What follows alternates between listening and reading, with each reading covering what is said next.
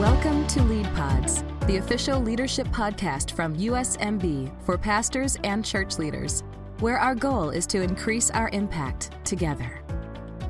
Hello, everybody, and welcome to another episode of the USMB Lead Pods. My name is Matt, and as always, very, very grateful that you chose to spend some time with us today as we're about to dive into a really interesting topic today, all about church planting.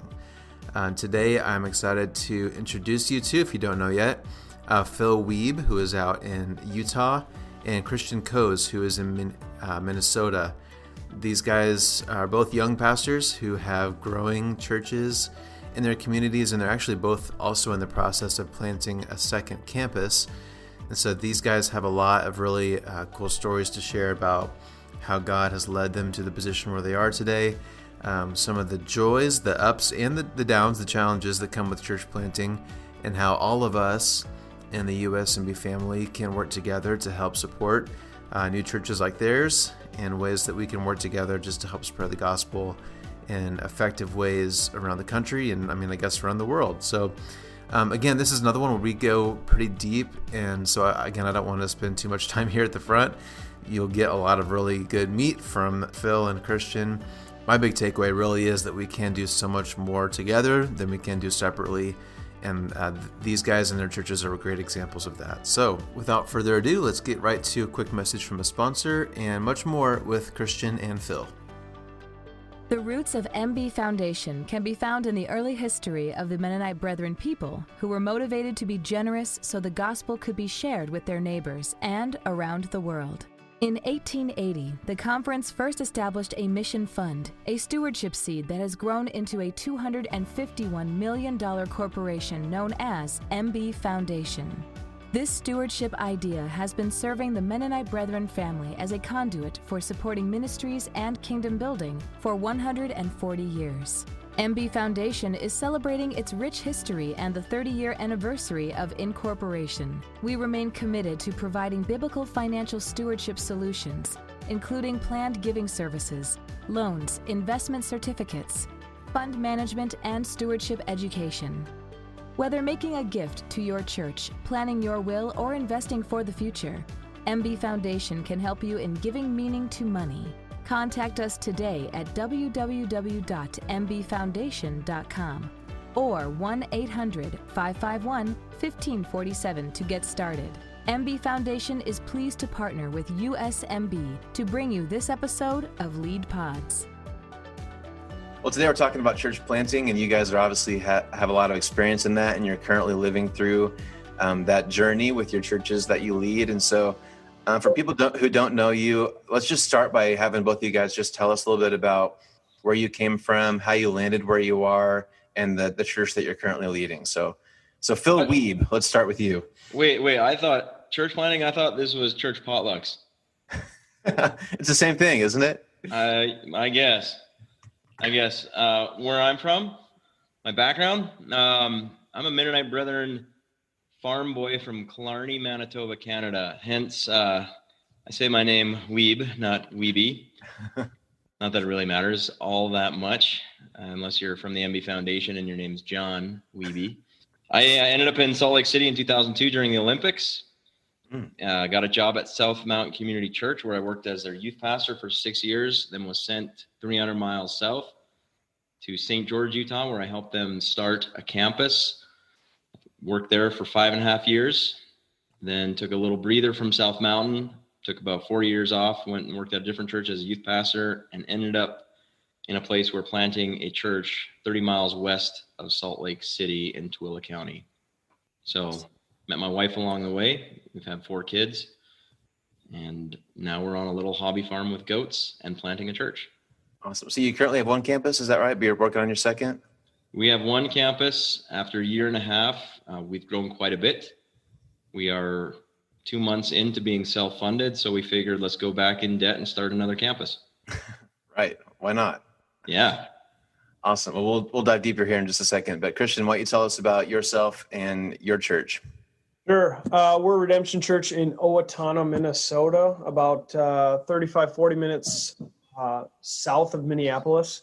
We've kind of had, my wife and I, Erica, and our 2 boys, Kelvin and Hudson, we've kind of had little a apostolistic type ministry the last 11 years. So we're praying that God kind of sticks us here for a little while. But this is our third church plant, actually. Okay.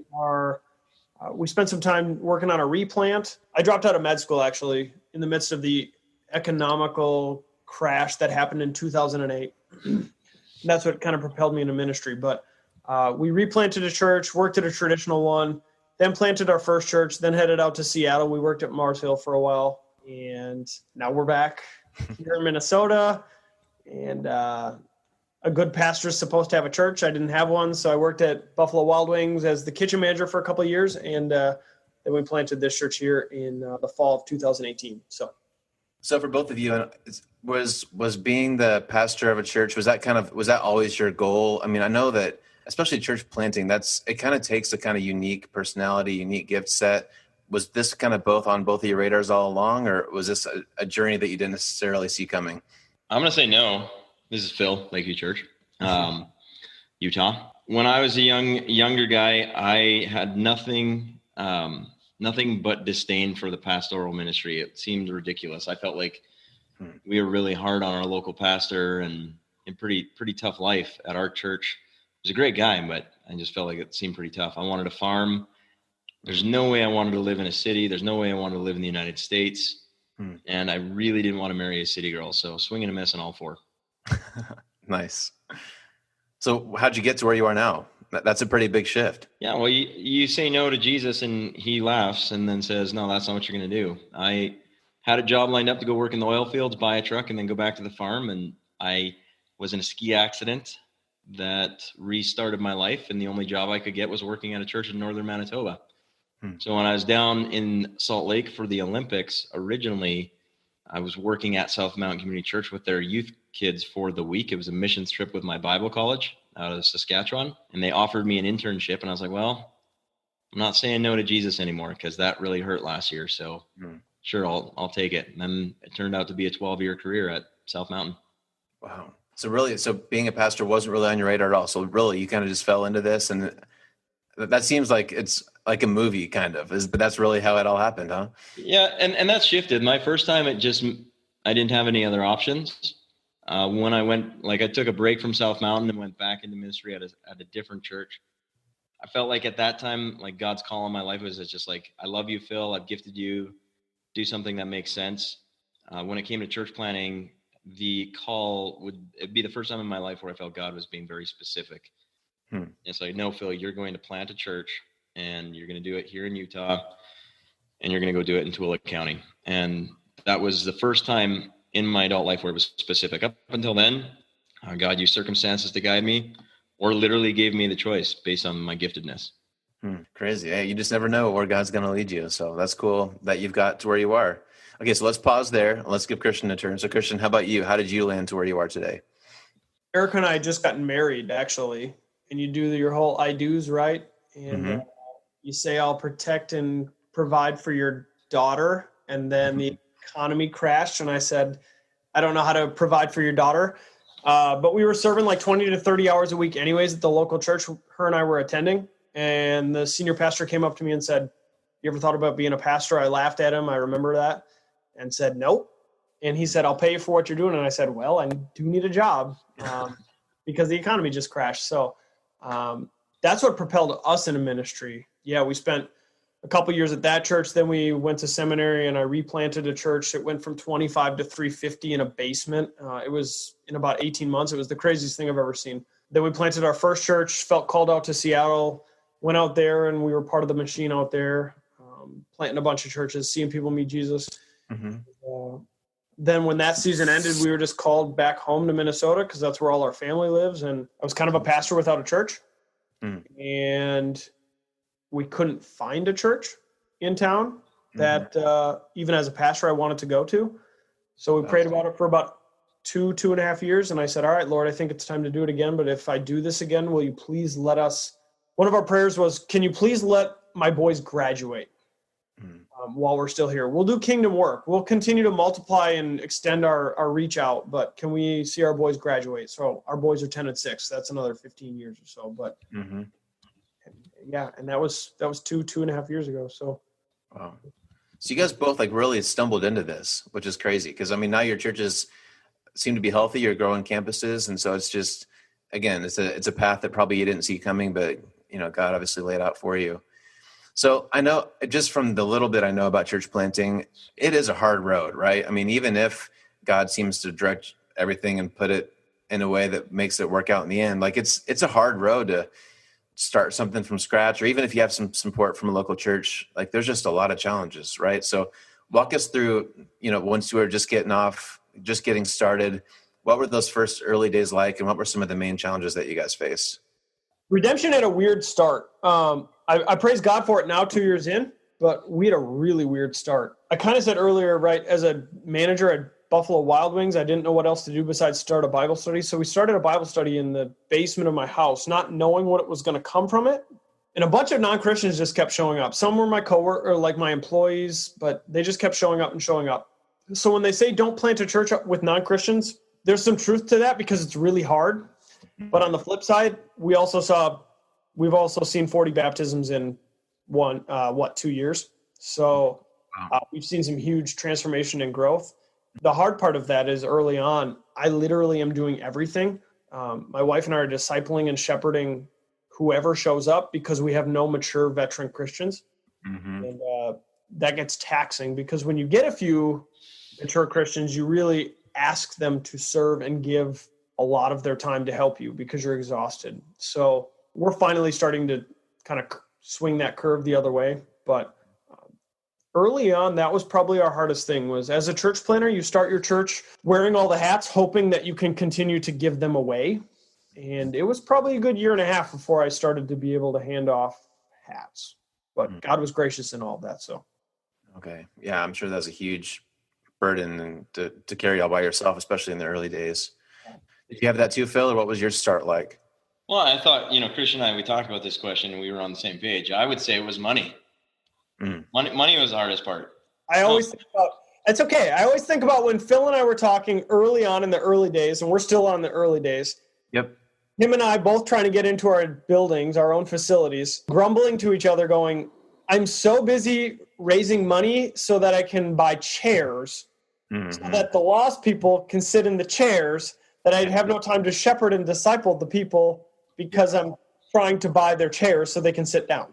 Right. Yeah, I would say like that was a really difficult part. We were, when we started Lakeview Church, we rented a building before we even had a meeting with anybody. We just felt that was really important for our culture and our community. History in Stansbury Park is there's 7 failed church plants in our community. None of them have made it, and they all did temporary buildings. So we tried something different, and it's paid off. But the point of the matter is when you're church planning, first of all, it would be really good to have solid coaching right out of the gate. We were definitely missing that.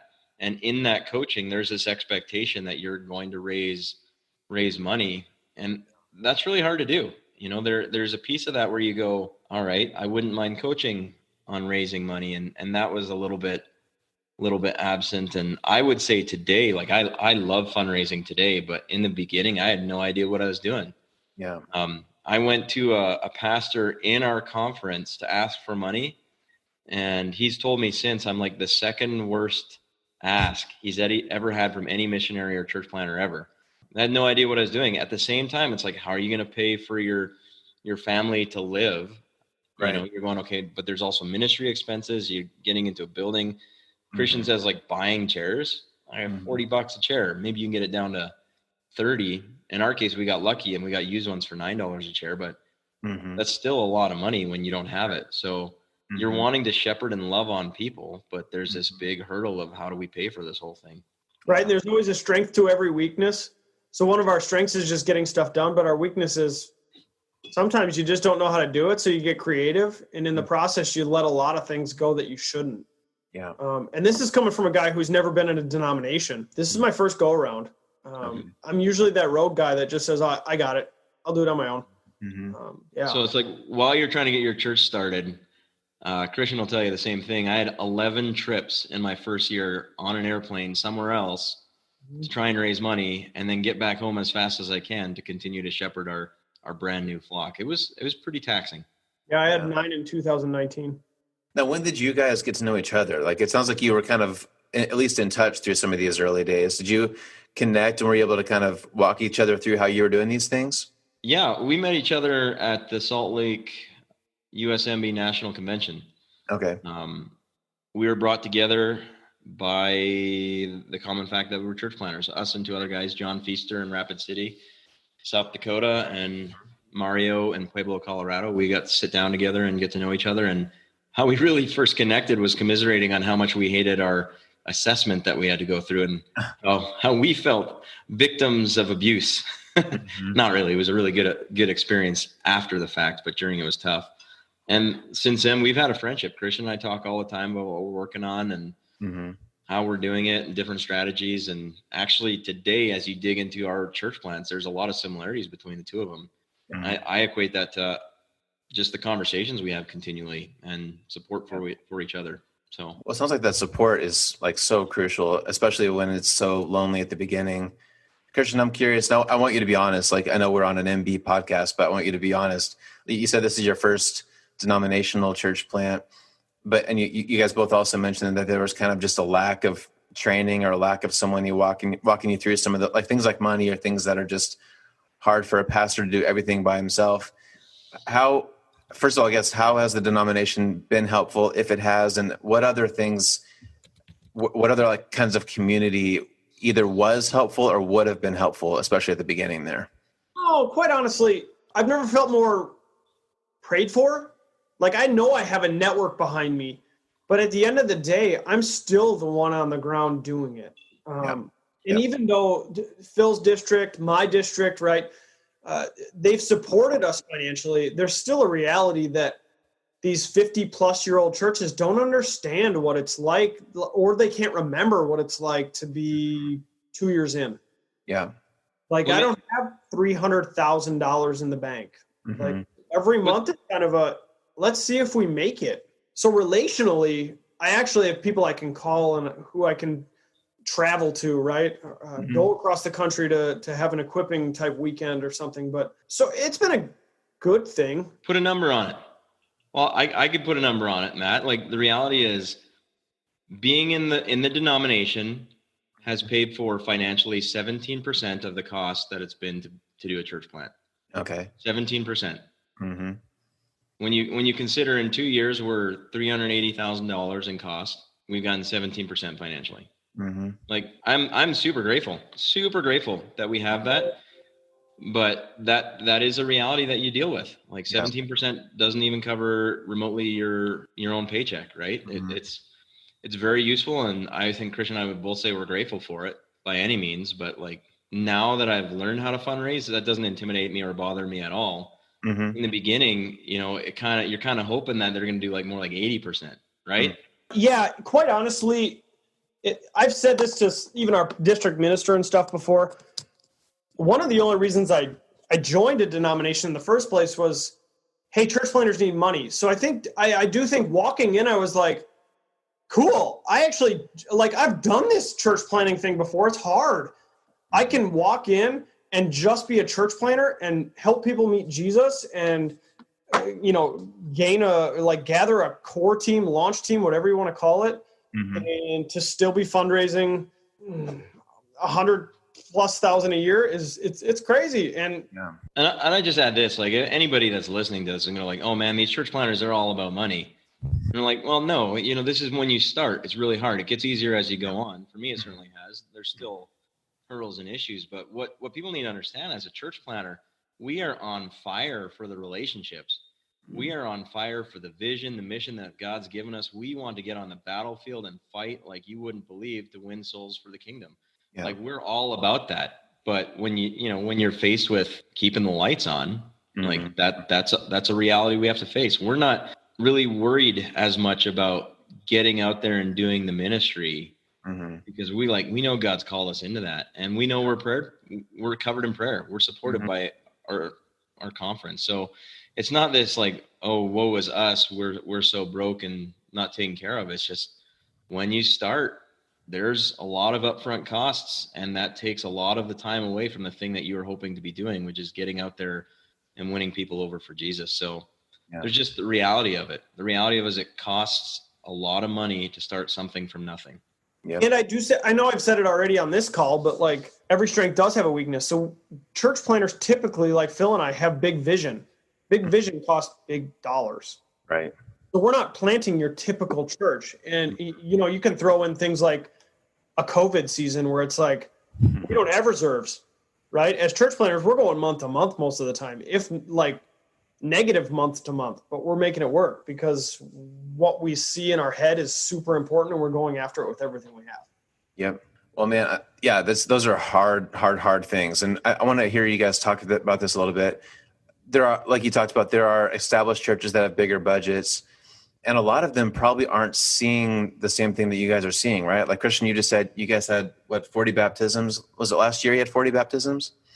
We've had 40 baptisms in 2 years. Yep. In 2 years. Well, still, that's huge.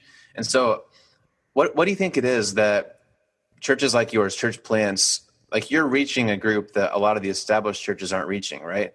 So I want to come back to the finances thing, but why is it that you think that you're able to do something that established churches near you just haven't been able to do? There's many reasons, right? But I don't like to use the word like these verbiages that are so cliche, but most, if not many churches in America particularly are on mission drift, especially post-COVID. They're so inward focused that Sunday is about them. Everyone at Redemption Church knows that the second they walk through that one entry door that we have, they check themselves at the door because it's about making Jesus more famous. And it's about when, because we have them every single Sunday. When the visitor, guest, non-Christian comes, it's about them. Mm-hmm. So at the end of the service, they're not boo-hoo, I didn't hear from God. They're like, no, I actually heard from the living God, and I served that person that I didn't know. Yeah. And I met that person that he really looked strung out on something, but I know that he or she is a child of God who their smile matters. And that's why we're excellent at what we're doing. Phil, I know you mentioned that there's been several attempted church plants in your community that just haven't worked, but yours is. Are you seeing kind of a similar story there? It's a different question for me. There aren't any established churches near me. Okay. Yep. Like in a county of 70,000 people, there's less than 700 Christians in our community. Wow. Tons of Mormons. Mm-hmm. We're in Utah. Like, yep. It's a little bit different in the sense of we have a countywide pastoral meeting and all five of us show up. Mm-hmm. Like where do you go in America where there's 70,000 people and there's only 5 pastors and they're small churches? Mm-hmm. So we're not going to grow on Christians. We have to grow on new believers, which in all reality, if you're aware of the Great Commission, like the last thing Jesus says before he leaves, that there's a calling for that. So for us, there's a level of necessity to it. So I haven't really thought too much about, the existing church and what they're going through. I think every single church has an opportunity to reevaluate every so often. And at the very least, I'd love our experience as a church plant to maybe just cause that question. Like, what are we doing? How are we doing it? Should we shake things up? Some churches are in different seasons, right? Some churches, the season they're in is different than the season that we're in. We're in the very beginning stages. And when you're out on the edge where all the non-believers are, it's easy to remember and know those are the people you're going after. When you've been around a little bit and you get a little further into the building, so to speak, mm-hmm. I think it's easy to forget about the people who are on the outside.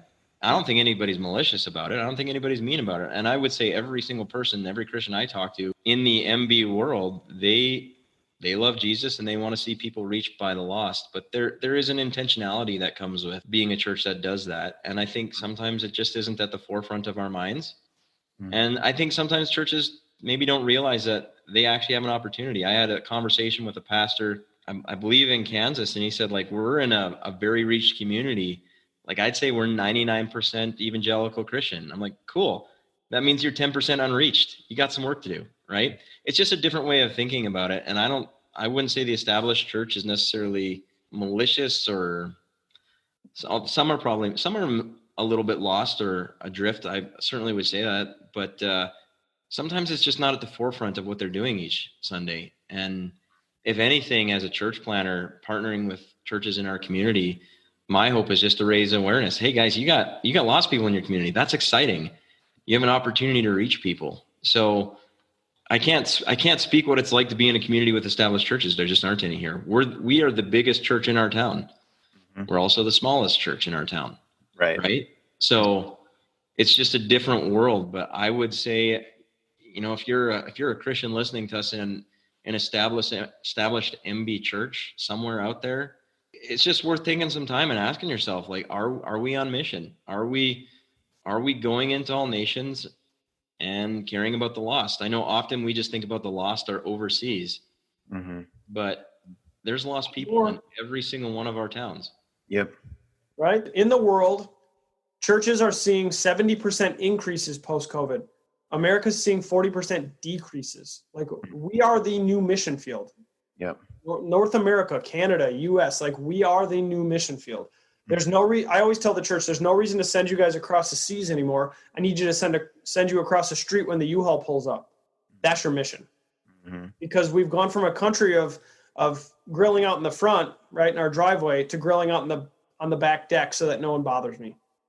So I heard you guys say that you feel the prayer support from the denomination and in your districts, and obviously the money. We should all be probably more financially contributing to the church plants. I want to hear you talk more about, like, how can we work together, both as USMB, with our conferences, with our churches nearby. Like, your churches obviously have strengths that some other churches don't have, probably vice versa. What ways do you see that we can work together a little bit better than we are, other than we need to pray more and give more? How else can we learn from each other and work together? Well, I love networking. I think that's really important. I would say, even though we've got a way of doing it here in Utah, I've got some really good friends across the country from different MB churches that they give me ideas all the time that are valuable. We learn from each other. I'm a part of, 3 cohorts, but 2 that I'm directly leading, called Cohorts About Nothing. We have 2 of them going, and between the 2 of them, there's like 18 pastors. And we're getting to know each other, and we're supporting each other and praying for each other, letting our hair down as far as being real with each other. And in the process, we learn different things about what's working in different towns. And during the season of COVID, my goodness, it was so refreshing to get together with my friends who were pastoring across the country and just support each other. So sometimes I was talking about our frustrations, talking about the difficulties of the government restrictions in all our different towns, and then praying for each other. So as a conference, the networking piece is really important.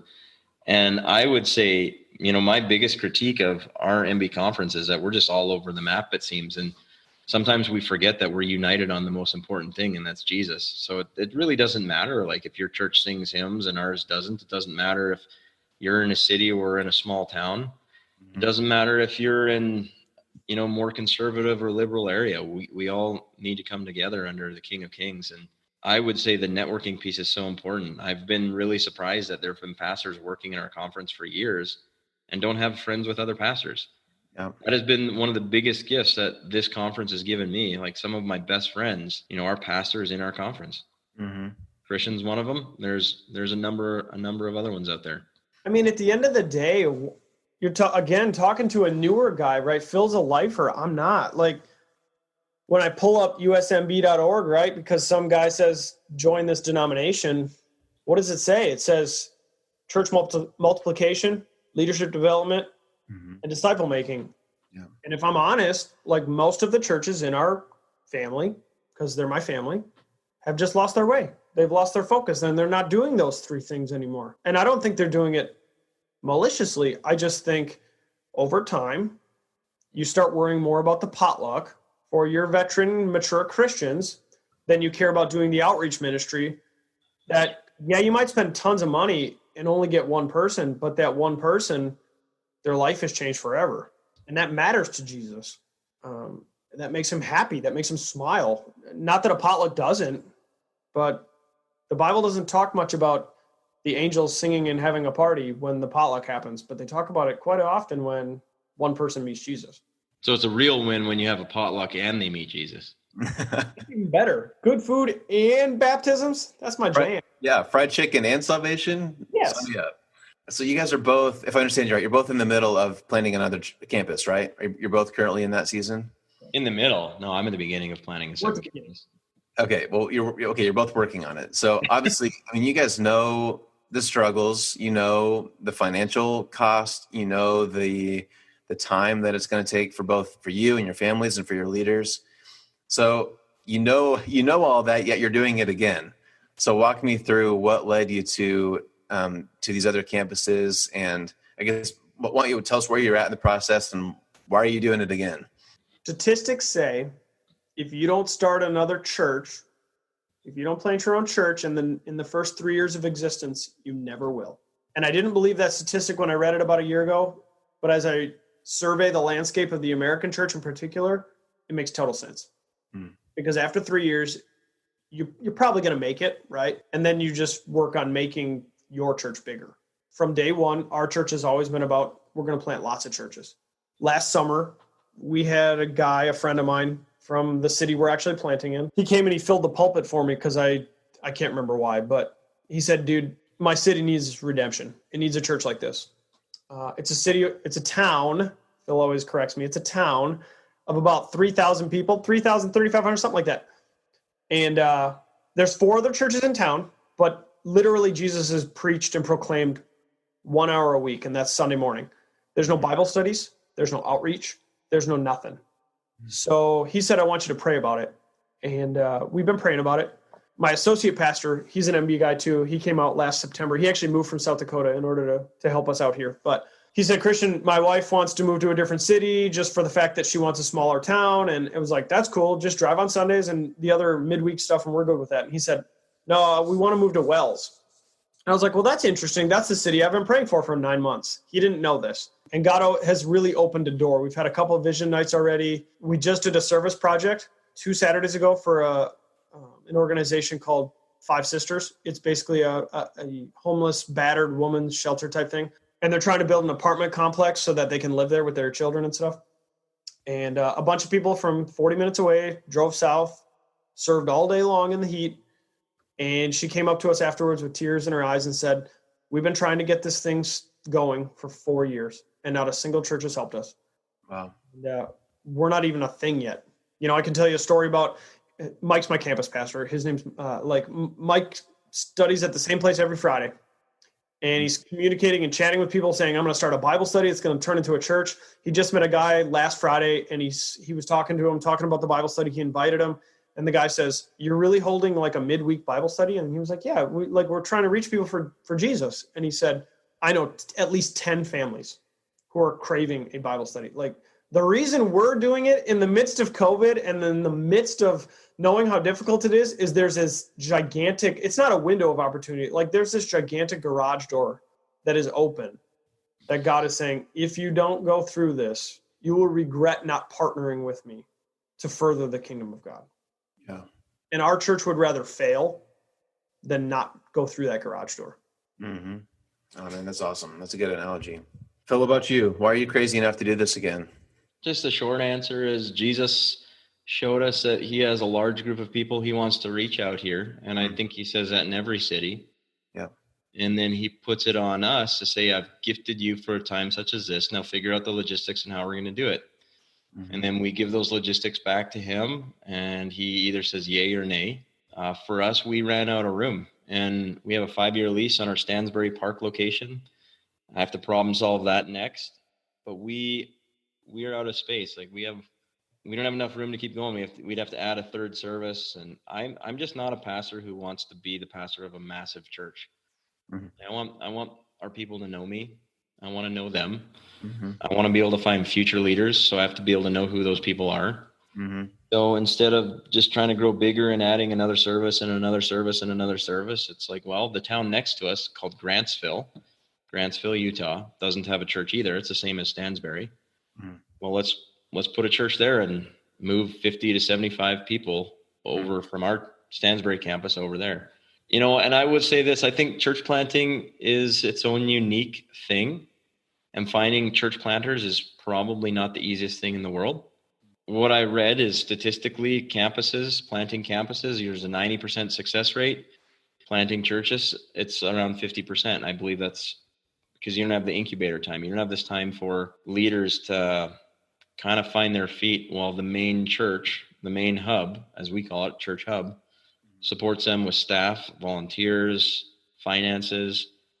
Like what we're providing to our campus pastor. He's actually a really cool guy. His name's Jeff Hubrick, and he is an LDS convert. I believe he will be the first Mennonite Brethren licensed former Mormon. I could be wrong. Very cool. But what we're giving him is the ability to go in and plant a church without the weight of having to wonder where his paycheck is coming from, or how the building is going to get paid for, or who's going to volunteer in kids ministry this Sunday.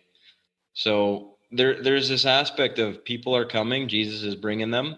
And I guess I just want to be a part of taking more ground. And it's kind of like this divide and conquer mentality for me. Mm-hmm.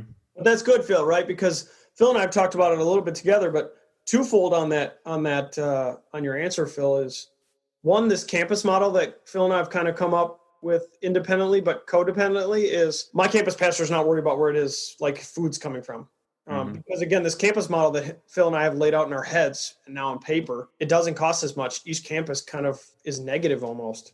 And then secondly, how easy is it for these people to just hop into their role, and we get to train them, and we're almost equipping church planners. So all of a sudden they do it, but we just do kind of create this snowball effect of leaders developing leaders so that more, Utah's similar because of the landscape with the LDS population, but do you know how many dead and dying churches there are in southern Minnesota? And there's these cities of 15, these towns, again, I'll correct myself. These towns of 15,000 and under that have nothing, that it's like, it's really easy to get a building for cheap, a bunch of people who are craving Jesus, and start a church in a town that has nothing. That's relatively easy. It requires some work on the front end, but once you get that snowball going, they got the whole town to themselves, basically. Well, and I would say this, Matt, going back to the MB churches, the established churches, like there's a difference of what's in their DNA, right? From day one, Christian and I have decided that we are going to be sending churches. So already we are putting our own finances towards missions. And when we say missions, specifically church planting around us. So financially, it is going to be in our church DNA from day one. I think that's something a church plant benefits from versus an established church is that as a church planter, we get to help direct and guide the DNA of the church. And being a sending church where money and resources are going to church planting is something that we're starting with. Yeah. As an established church, they've probably already got a bunch of things they're involved in. So it's not like they can just turn on a dime and make a quick change. There might be some people in that church that are really excited about it, but there are some other people that are excited about other things. Their DNA's already been established for years. We get to set ours. So that's one of the things from day one, Christian and I are both on board with putting our time and money into continually church planting. But that's what Phil and I want for the MB family. Like when Phil talked about networking earlier, that's something that we're excited about. That's something that we want to help, right? I'm in the Central District. So you're talking like the city I'm in is one of the biggest. And it's like, no, but now Redemption is planting in smaller towns. So like, we would love to partner and network with you in order to help you, whatever you want to call it, revitalize, replant, plant. Like we want to encourage you in order to do this, because quite honestly, if we're all honest on this call, right? People are craving Jesus. It's not as hard as it seems to be. That doesn't mean that Satan's not at work in this world. It just means that people know they need something. That something they need is Christ. We just have to show them. We have to be gutsy enough in order to show them. Phil, I like something that you were talking about, the DNA, and you guys have both talked about how your towns, your cities, you know your landscape, right? So you know that you can buy a building down the street for pretty cheap. You know that the city next door, the town next door doesn't have a church, or they're only dying churches and aren't very healthy. So you guys are being strategic, right? Like, you know, this land is available. There's not a church here. So I'm curious, do you guys think, like in some other areas, is it smarter for some churches to grow bigger instead of dividing and doing more campuses based on their community if there's not a building available for a decent price? And, basically I want to hear you talk about the importance of knowing your community and how that affects your strategy. Yeah, I think context means everything. So you just look at what's effective and what's not effective, right? Yep. If you can effectively reach more people by utilizing the building you have, maybe changing a few things, I think that's one of the best things you could do. Yeah. But the reality for most of us, let's just say you're in a town of 3,000 people in Nebraska, right? There's 3,000 people. Can your church building house 3,000 people?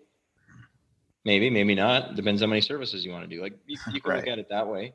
Mm-hmm. You could look at it saying, we're going to expand. Maybe we can get up to 1,500 people in our building. Sweet. Yep. That's half of the town. It's half of the town. That's awesome. Then you go, what about the other half? Well, there's 5 or 6 other churches. Maybe we plant in our town, which seems kind of silly with other churches already, but maybe we plant for that last 500 people who doesn't have a church. Yeah. I would say really, you have to know your community. You have to know your context. I will tell you right now, I don't know how to plant in Portland. I don't know how to plant in Minnesota. I've been in Utah since 2002, and I love Mormons. I think they're wonderful people, and I want to plant churches for Mormons. So I'm very interested in Utah and southern Idaho and northern Nevada, western Wyoming, places where there's a lot of Mormonism. But if you were to put me in another context, I'd have to start all over and learn it, because I think that's really important. You guys have both done this a little bit already, but I want to give you some space again, just to share some stories. And again, I know we've talked a lot about the things that are hard, but you guys are also seeing incredible results. You're seeing people come to know Christ who didn't before your churches were in the community. I know you're seeing lots of really cool things. So can you share anything else that is currently just really exciting you about your current church or where you see your community going? Don't give up on people. I mean, I know people listening are like, yeah, I would never. The first year and a half of redemption would have been nothing if I would have given up on the people that walked through those doors.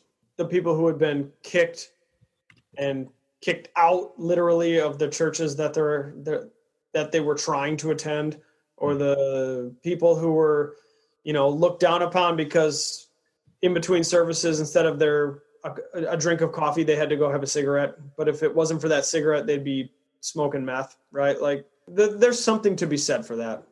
There's something to be said for also, don't stop preaching the word. I was just telling these guys in California the other day, like one of the reasons we're seeing, our numbers are actually higher post-COVID than they were pre-COVID, which is kind of fun. Mm-hmm. But it's because a lot of churches have become almost attractional, and they've watered down their message because COVID, the lockdown in Minnesota was so hard and so long that we had to retreat the whole time, and now we don't know how to get them back. So maybe if we don't preach this, or if we preach this softer, or if we just keep doing events, that they'll come back. And we've had an influx of people who are just like, I just want to sit under biblical teaching and hear the whole counsel of God. I mean, I guess those are two of my quick thoughts. Yeah, no, that's good. I guess I would say I don't really fish, but I know enough fishing stories to understand that when you're fishing for a specific breed, or I think that's what you call fish. I'm really ignorant of that. But if you're fishing for trout, you bait for trout. If you're fishing for bass, you bait for bass. If you're fishing for catfish, you're probably from the deep south, right? Like you bait for the fish you're fishing for. And when you ask about context, what are you doing? What does evangelism look like in your community? And I want to use a net that's going to catch the most amount of fish where I'm at, right? Like I don't want to go to Nebraska and fish with the net that I'm using here in Utah. I want to figure out what are the fish swimming in that community and then fish for them. Not only that, then my hope would be to invite other believers along and say, you know what, here's how you fish. Like it's not just about, for me, only reaching the lost, though I would say if your church bears no fruit, there's several verses in the Bible about that make me uncomfortable. So first and foremost, we need to be reaching the lost, but you reach the lost by equipping the saints. So I would like to see mobilized missionaries in our communities.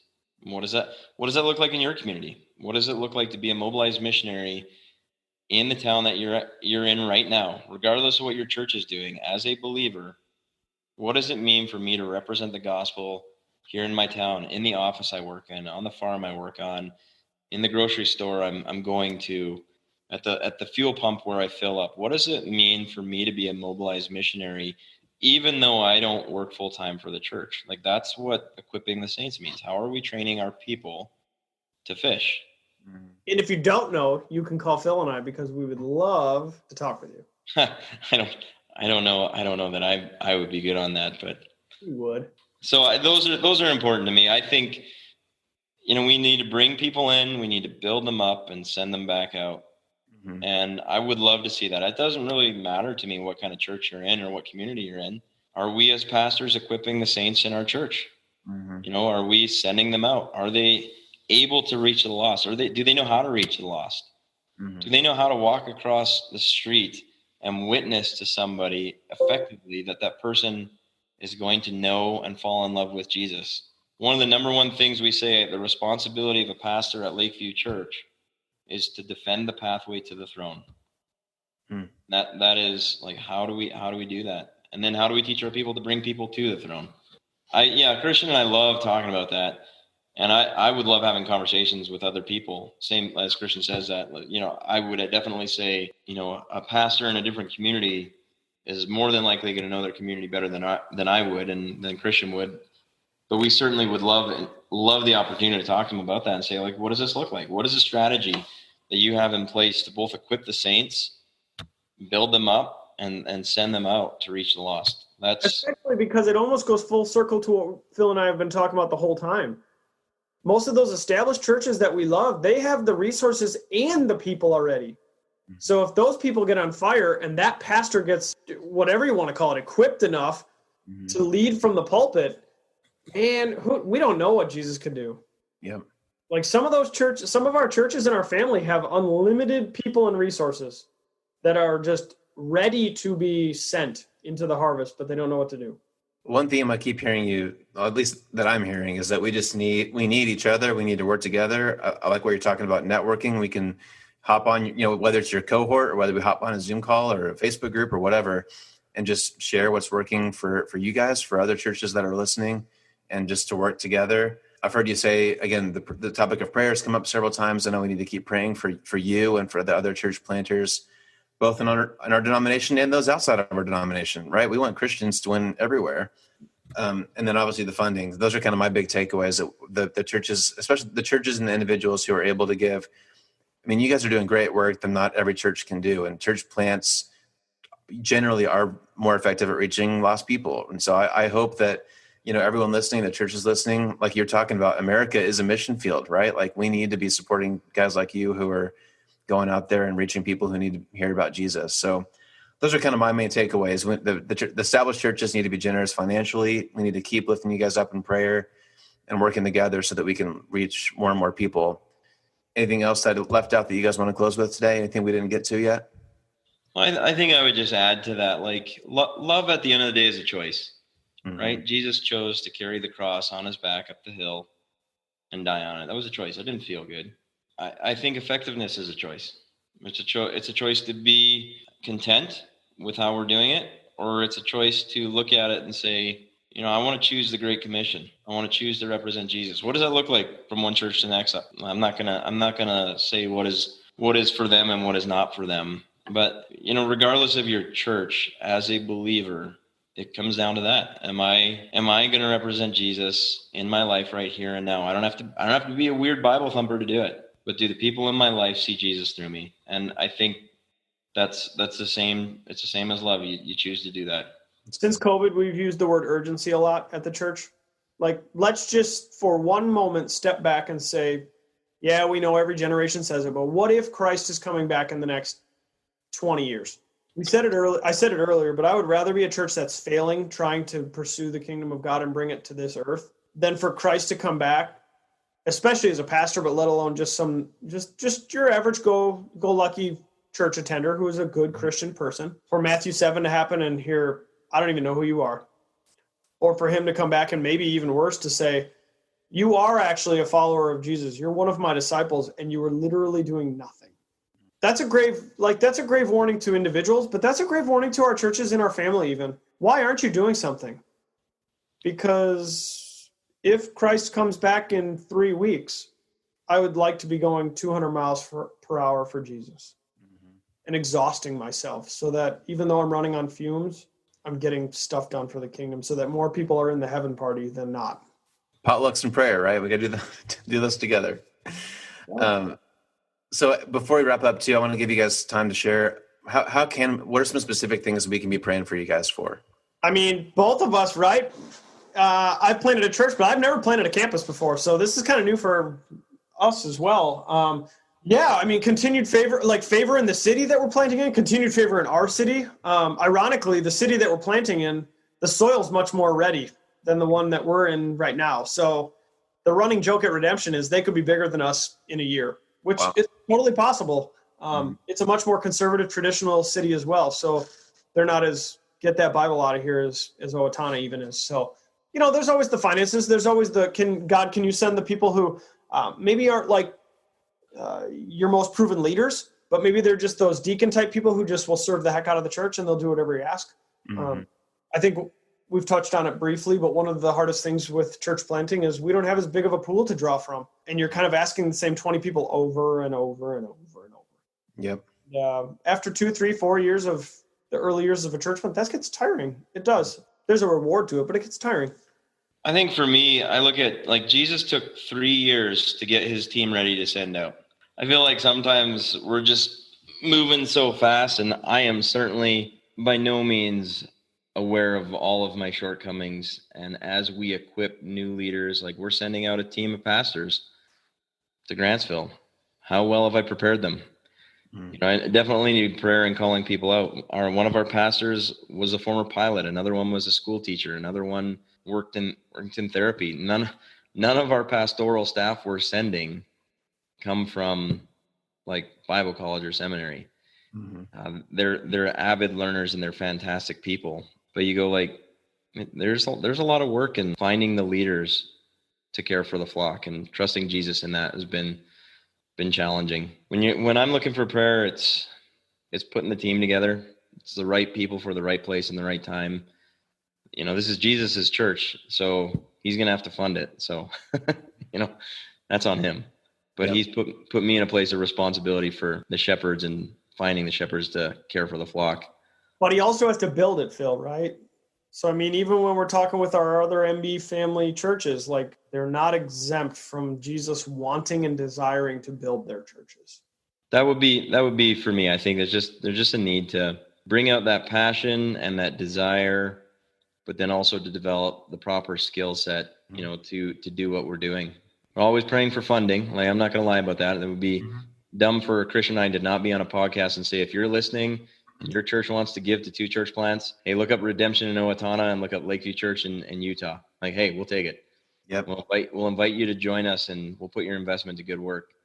But if that's not in the cards, just pray for us in the leadership realm. There's a lot of work that goes into being good stewards of the finance, but also good stewards of the resources and when it comes to people. So I welcome and covet those prayers. Well, I encourage everybody listening, please do support these guys. And it's just encouraging for me. I work at a more established church. It's the passion that you guys have and the results you're seeing are just encouraging to me. So I hope it's encouraging to other people listening too. Just the reminder that we all need each other to work this out together. And I hope that we can be supportive of you and your churches. And I just want to thank you. Like, you guys are doing great work. So thank you for the work you're doing.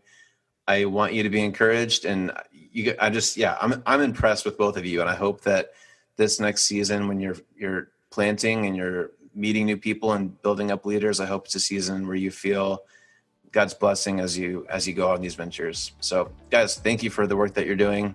Thank you for your time today. Really appreciate it. Right on. Thanks, Matt. On December 1st, USMB will launch our annual Giving Tuesday campaign to celebrate and encourage giving. Over the past 6 years, we've raised over $176,000 for Kingdom Ministries. This year, with your help, we hope to add to that amount. All donations on Giving Tuesday will help resource USMB church planters and provide lead initiatives for MB pastors and churches. Please consider supporting USMB on Giving Tuesday by visiting usmb.org and follow the link to donate online. You can also watch your inbox and follow USMB on social media for more information. Thanks for your continued generosity on this year's Giving Tuesday. Well, one more time, I want to add my word of thanks to Christian and Phil for the time they gave us today, telling us more about their churches and for the great work they're doing in their communities to reach out to people who really need Jesus. So thank you to them for this great conversation today. And one quick reminder, this came up a couple times throughout the episode, but I just think that they were spot on, that America really is more and more the kind of country that needs missionaries. We need church leaders and Christian leaders who can step into the messy world that we're in and be the hands and feet of Jesus to the people around us. And so You listening may not be a quote-unquote church planter, but I think our role as Jesus followers is just so important. Maybe especially this year and just the crazy times that we find ourselves in. So remember that when you're out and about talking with your neighbors and friends, that there are a lot of people out there who need the hope of Jesus, and you have that. So be sure to spread that around wherever you go. And throughout this conversation, a couple of times the cohorts came up, and I just wanted to clarify that Christian and Phil were talking about the USMB LEAD cohorts. And this LEAD podcast is part of the LEAD initiative through USMB to help pastors and church leaders lead in various ways. And so we've got the podcast here, but they also offer those cohorts in the LEAD 1 events and several other ways to grow in your leadership. If you haven't been in a cohort yet, I've been in a couple, and I've had the chance to lead one, and they really can be a really great way to have that community that we talked about, and also just kind of share some best practices and learn from each other. Some of them kind of feel more like an online class where you really do kind of dive in and learn deep about a specific topic, and others are a little bit more casual, just for a chance for us to talk and spend time together in a community. So I do encourage you to check out usmb.org, check out the cohort options, and see if any of them might be a good fit for you. And with that, we're getting ready to enter in the time of Thanksgiving, and so I hope you are able to take a break in the next coming days and weeks, spend some time with friends and family, however that's appropriate in this social distancing world for you and your family, and just take some time to reflect. Even in the crazy year this has been, and the messy and complicated time, God is still very good. He's been very good to us, even in the midst of the craziness, and so I just encourage you to spend some time thinking about that this week. So please enjoy Thanksgiving week, and we'll be back in 2 weeks with another episode. I look forward to talking with you then. Thanks for listening to Lead Pods. Make sure you don't miss an episode by subscribing to our show wherever you're listening today. Learn more by visiting usmb.org, and be sure to follow us on Facebook, Instagram, and Twitter. We'll see you next time as we learn more practical tools to increase our impact together.